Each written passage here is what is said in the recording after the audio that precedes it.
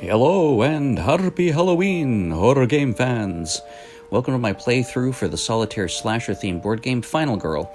If you're looking to set up the game or get a detailed turn overview, then check out my two previous Final Girl vids. For this match, I'll be using the Camp Happy Trails feature film pack with the random setup meditation hour. The starting event is Vengeance, which transforms the victim that's furthest away from the killer into the Damned. Finally, I'll be using Reiko as my Final Girl. In my turn 1 action phase, I'll be playing action cards to accomplish the Final Girl's goals.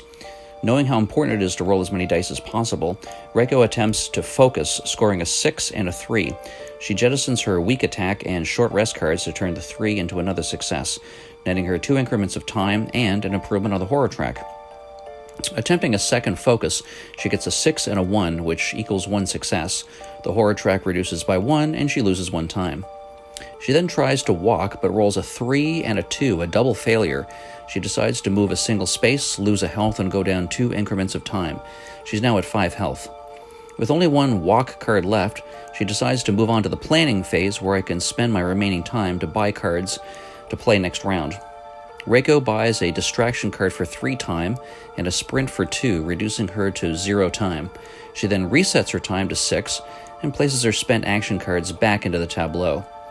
During the killer phase, Han will activate the killer action on his finale card and reveal a powerful terror card.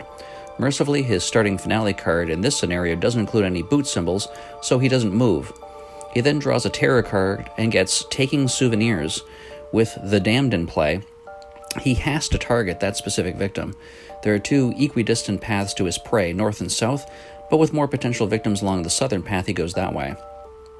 Even though Hans moved through a space with a victim, the rules clearly state that he will not stop because they aren't his intended target, so he just plows on through.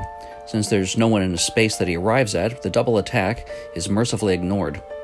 Since there are no victims in the killer's space, the panic phase is ignored. During the upkeep phase, we can see that there are still 9 terror cards left, so the finale isn't revealed. So that's it for turn 1. If you want to see how Reiko fares in her life or death struggle against Hans the Butcher, check back soon for part 2. Thanks for watching, folks, and game on.